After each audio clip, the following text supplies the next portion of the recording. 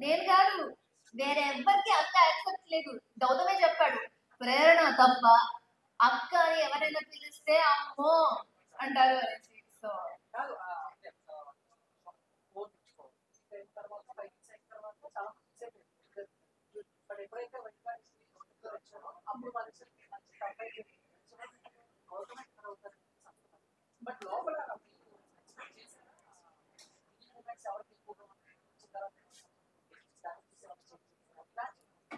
ఆ, ఇప్పుడు స్టార్టింగ్ నుంచే నాకు నా మీద కాన్ఫిడెన్స్ ఉంది.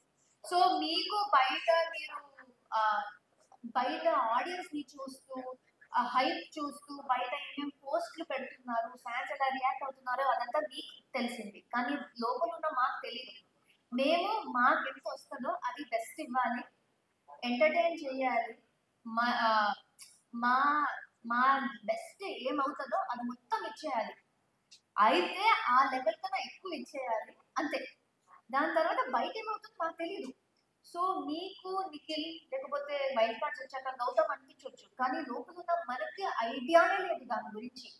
ఓన్లీ ఫ్యామిలీ వీక్ లో వచ్చి ఆ టాప్ 5 గుర్రాలు పెట్టారు కదా, ఆ టైంలో ఓకే ప్రతి ఒక్క family member Nikhil Gautham and Nabeel ని పెట్టారు. ప్రతి ఒక్కరు మనల్ని కూడా కొంతమంది పెట్టారు, కానీ కన్సిస్టెంట్ గా ప్రతి ఒక్క ఫ్యామిలీ మెంబర్ లో వాళ్ళు ఇద్దరు ఉన్నప్పుడు అప్పుడు ఒక ఐడియా వచ్చింది, ఓహో బయట ఇలా వీళ్ళు ముగ్గురికి ఒక బాగా మంచి కనెక్షన్ ఉంది అనేసి. ఆ టైంలో ఆ చిన్న నాలెడ్జ్ వచ్చింది, ఓకే వీళ్ళు ముగ్గురు బాగా ఆడుతున్నారు, ఇంకా గట్టి ఫైట్ ఇవ్వాలి అంతే. దానికన్నా ఎక్కువ ఏ స్ట్రాటజీ లేదు అక్కడ వచ్చేది. ఎందుకంటే అక్కడ ఉన్న కెమెరాలకి అక్కడ ఉన్న మైకులకి నేను ఏం తేడా చేస్తా మీకు తెలిసిపోతుంది.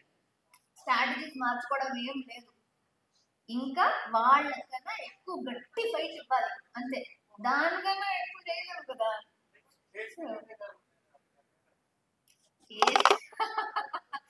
Tasty Teja, actually tasty Teja కి ఐ మీన్ మా ఇద్దరికి ముందు నుంచే తెలుసు.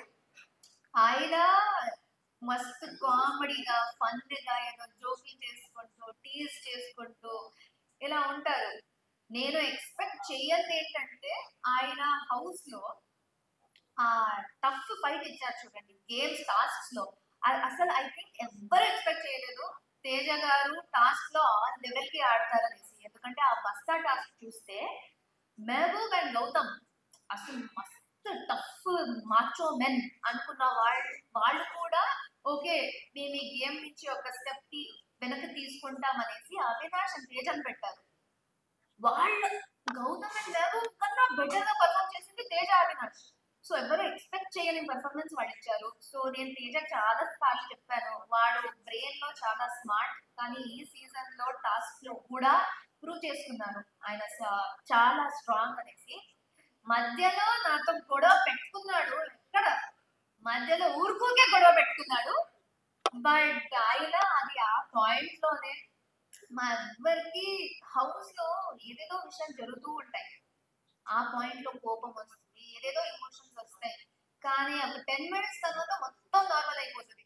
సో ఇప్పుడు మళ్ళీ అందరూ కలిసి నార్మల్ గా హ్యాపీగా ఉన్నాము. అదే మంచి ఫ్రెండ్, మంచి కామెడీ పర్సన్, మంచి ఆయన.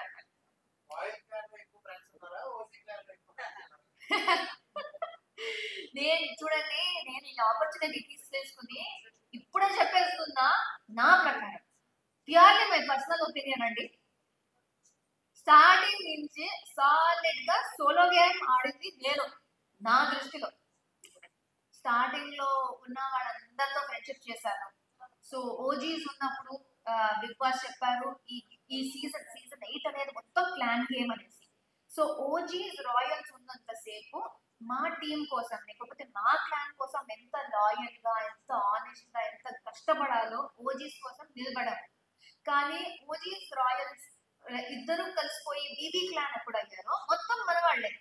సో అప్పుడు దాకా నాకు గట్టిగా క్లోజ్ అయిన వాళ్ళు ఓజీస్ లో ఉన్నారు, ఎందుకంటే అప్పుడు దాకా ట్రావెల్ చేశాను. దాని తర్వాత కలిసిపోయినప్పుడు అది ఏ పాయింట్ లో అయిందో తెలియదు, కానీ రోహిణి, అవినాష్, తేజ వీళ్ళతో నేను మాట్లాడటం ఇంకొంచెం స్టార్ట్ అయిపోయింది. అండ్ సీజన్ అయ్యే లోపల నాకు అందరికన్నా ఎక్కువ కనెక్ట్ అయింది మా ఓజీస్ గ్యాంగ్ నుంచి నవీన్ అండ్ మా వైల్డ్ కార్డ్స్ రాయల్ క్లాన్ నుంచి రోహిణి తేజ అవినాష్. సో నాకు అందరితో మంచి బాండింగ్ ఉంది. ఈ పాయింట్ లో లేకపోతే ఒక పాయింట్ తర్వాత ఓజీస్ అండ్ రాయల్స్ అనేది వెళ్ళిపోయిందండి, మొత్తం బీబీ హౌస్ అంతే. సో ఆ బీబీ హౌస్ లో నాకు వీళ్ళు నలుగురు చాలా కనెక్ట్ అయ్యారు, చాలా ఫేవరెట్. యశ్విని అయితే స్టార్టింగ్ నుంచే ఉంది. So Yashmi, Naveen, Rohini, Avinash and Teja. విష్ణు ఒకలాగా నాలాగే, ఇన్ ద సెన్స్ మనసుకి ఏది అనిపిస్తే ఇమీడియట్ గా అలానే చెప్పేస్తుంది, ఆలోచించదు. నేను కూడా అలాగే. కానీ అభిప్రాయం అంటే she's also normal human being. ఏది అనిపిస్తే అది చెప్పేస్తుంది. కోపం వచ్చిందంటే గట్టిగా కోపం ఎక్స్ప్రెస్ చేస్తుంది. కానీ ఏ ప్రాబ్లమ్స్ లేకుండా నార్మల్ గా ఉన్నప్పుడు ఆమెలో ఆ చిలిపితనం, ఆ చిన్న పిల్ల అది బయట, ఆ చిన్న పిల్లలాగా ఉండటం. ఆమెకు ప్రేమ చూపించాలంటే నేను చెప్తున్నా, నేను చూసిన దాంట్లో అందరికన్నా ఎక్కువగా ప్రేమ చూపించగలిగేది ఆమెని. మిమ్మల్ని ఎక్కడో పెట్టి చూసుకుంటది. అలానే కోపం తెప్పించారనుకోండి అయిపోయింది. So she's a very genuine person అయితే. ఇట్స్ జస్ట్ అక్కడ సిచ్యువేషన్స్ లో రియాక్ట్ అయ్యేది అంతే. ప్రతి ఒక్కరు వాళ్ళలాగా రియాక్ట్ అవుతారు. బట్ మీరేం ఫీల్ అవుతున్నారో అది ఎక్స్ప్రెస్ చేసుకోవడమే కదా రియల్. కోపం వచ్చినప్పుడు కోపం, ప్రేమ ఉన్నప్పుడు ప్రేమ.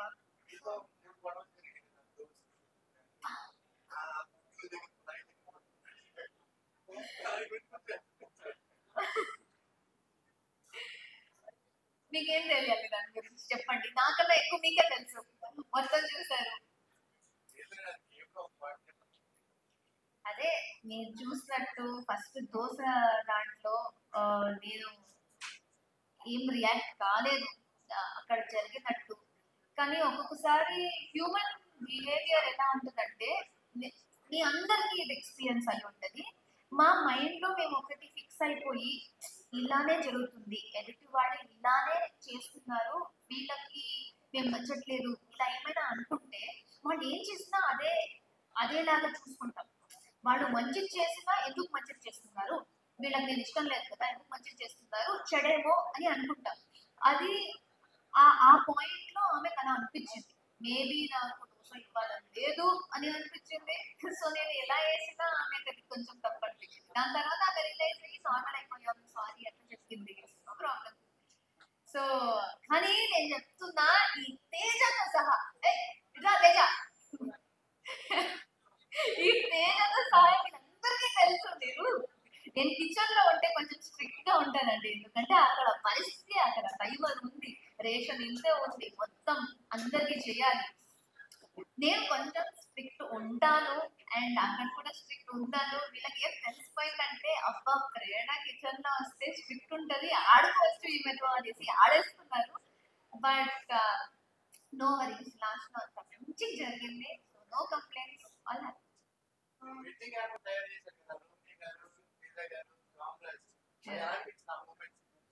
అంటే అసలు మాటలే లేవు.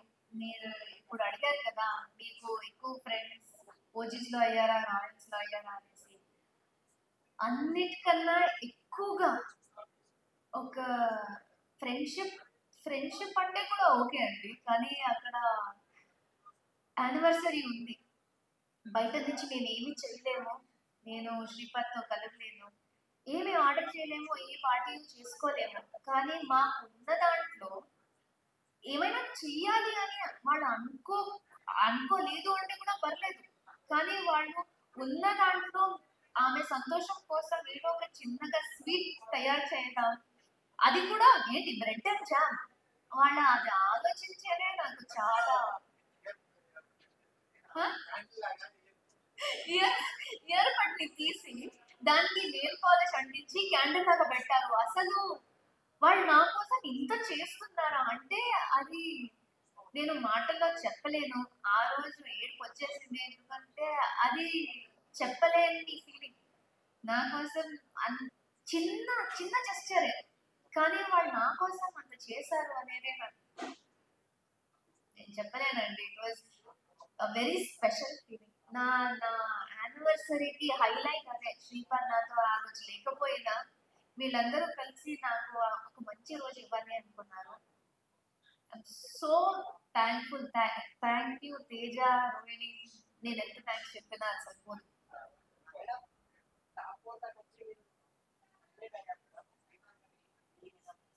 ఆయన సూపర్ క్రౌడ్ ఉన్నారు. అబ్బా, అంటే నా వయసు కన్నా ఎవరు ఎక్కువ లేరు అనే ఫీలింగ్ లో ఉన్నారు. టాప్ వన్ ఆయన ప్రకారం నేను టాప్ వన్. ఇప్పుడు ఓటింగ్ నన్ను అక్కడ దాకా తీసుకురాలేదు. 4 లో వచ్చాను. కానీ ఆయనకున్నంత సంతోషం, ఆయనకున్నంత గర్వం నా మీద ఐ థింక్ ఎవ్వరికి లేదు. ఎందుకంటే ఆయన నువ్వు ఈ బెస్ట్ చేసావు, ఒక బెస్ట్ అమ్మాయిగా, ఒక బెస్ట్ భార్యగా, ఒక బెస్ట్ కంటెస్టెంట్ గా నువ్వు ప్రూవ్ చేసేసుకున్నావు. అక్కడ విన్ అయ్యేది మీ చేతుల్లో లేదు, మా చేతుల్లో లేదు. మేము ఓట్ చేయగలిగేది మేము చేసాము, మేము సపోర్ట్ చేయగలిగేది మేము చేసాము, నువ్వు ఆడేది నువ్వు చేసావు. ఇంకా ఇంకా ఏం చేయగలను. సో ఆయన కూడా ఒకటి నన్ను అడిగారు, ఒక ఆడపిల్లగా ఎంత చెయ్యొచ్చో నువ్వు చేసేసావు. ఇంకా నువ్వు ఏం చేస్తే నువ్వు విన్నర్ అయ్యేదాన్ని, నువ్వు అంతా చేసేసావు. సో ఆయన, నేను ఆ నంబర్లో లేకపోతే ఆ కప్పు నా దగ్గర లేదు, కానీ ఆయన ప్రకారం నేను గెలిచేసాను. So very happy. ఆయన కూడా వెరీ హ్యాపీ. నేను టాప్ 5 వచ్చిన వెంటనే హీ వాజ్ వెరీ ప్రౌడ్. దాని తర్వాత మా చేతుల్లో లేదు కదా. బిగ్ బాస్ లో 1% నబీల్.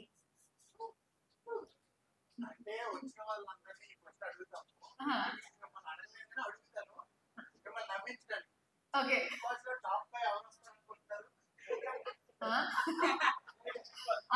ప్రేరణ,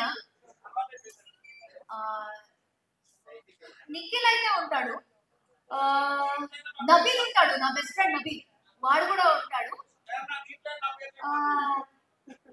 తేజ పిచ్చి పిచ్చిగా ఆడతాడండి, వాడు ఉండడేమో. ఇంకొకరు వైల్డ్ కార్డ్ నుంచి ఈ మధ్య గౌతమ్ బాగా పర్ఫామ్ చేస్తున్నాడు. గౌతమ్ ఉండే ఛాన్సెస్ చాలా హై ఉన్నాయి. 4th ప్లేస్, 4th ప్లేస్ లో ఐ థింక్ నిఖిల్ అండి. నిఖిల్ 4th ప్లేస్ లో వెళ్ళిపోయింది. ఐ థింక్ ఫస్ట్ లో ప్రేరణ అనే అమ్మాయి వస్తుంది. వెళ్దాం అనుకుంటున్నాను.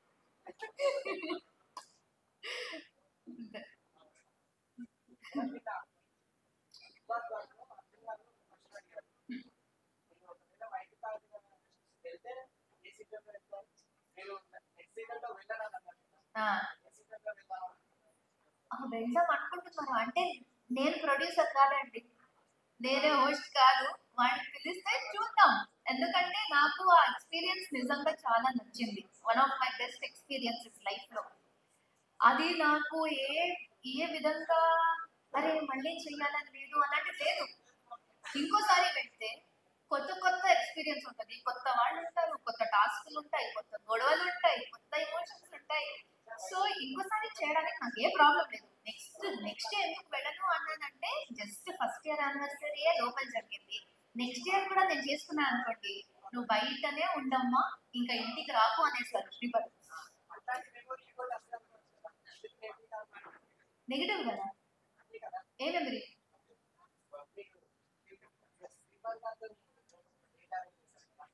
కానీ ఆ డేట్ అరేంజ్ చేసింది ఎప్పుడండి? ఎప్పుడో చూసారు. నా యానివర్సరీ రోజు ఏం చేయలేదు మేము, ఎందుకంటే ఆ ఆపర్చునిటీ లేదు. ఇంకో యానివర్సరీ అయినా పాపం ఆయనతోనే ఉండాలి ఆ రోజు అనుకుంటున్నా, అంతే. నెగిటివ్ ఏం లేదు. అబ్బా, నన్ను ఇన్వాల్వ్ చేయకండి రావు గారు. నాకు దోశలే వద్దు అసలు. నేను ఇడ్లీ తింటాను కానీ తేజ, ఇడ్లీ తింటాను, దోశలు వద్దు నాకు. దోశలు వద్దు, సీతాఫలం వద్దు, అండ్ బజ్జీలు వద్దండి, నేను డయట్ లో ఉన్నా. నేను సాలెడ్లు ఇడ్లీలే తింటా. చ- చపాతీ కూడా ఏమొద్దు నాకు. నాకు ఫుడ్ వద్దు, నాకు కిచెన్ వద్దండి. ఆ? శ్రీపాదు అండ్ బోట్లు, కప్పులు, గబ్బులు, ఫ్యామిలీ.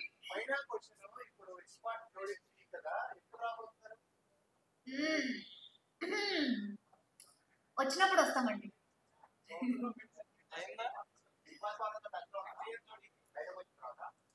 మీరు ఎలా అడుగుతున్నారంటే ఏదో 1 year అయిపోయినట్టు. 100% ఉందామండి. అంటే 105 days ప్రతిరోజు వాళ్ళతోనే మాట్లాడడం, లేవడం, పడుకోవడం, తినడం అంతా వాళ్ళతోనే చేసాము. బయటకు వచ్చాక ఒకలా అనిపిస్తుంది వాళ్ళు లేకుండా. సో వాళ్ళతోనే మాట్లాడుతూ ఉంటాం. ఇప్పుడు కూడా అరే ఏంటి వాళ్ళతో మాట్లాడే కదా బయటికి వచ్చాము, మళ్ళీ ఎందుకు అంటే అలవాటు అయిపోయింది కదా.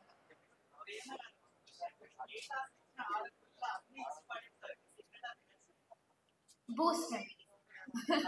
లేదు లేదు. శ్రీపద్ నా ఎనర్జీకి నేనే కారణం అండి. అంటే చిన్నప్పటి నుంచి నేను స్పోర్ట్స్ లో చాలా ఇన్వాల్వ్ అయ్యాను. ఐ వాజ్ ఆల్వేస్ అథ్లీట్ గా ఉన్నాను, రన్నింగ్ లో ఉన్నాను, jump, long jump, high jump అన్నిట్లో ఉన్నాను స్పోర్ట్స్ లో. సో నాకు చిన్నప్పటి నుంచి ఆ స్పోర్ట్స్ మెన్షిప్, ఫైట్ చేయాలి, ఏది ఆడినా గెలిచేయాలి అనే ఫైర్ చిన్నప్పటి నుంచే ఉంది. అది జస్ట్ కంటిన్యూ అయిపోయిందంటే దీనికి చాలా హెల్ప్ అయిపోయింది.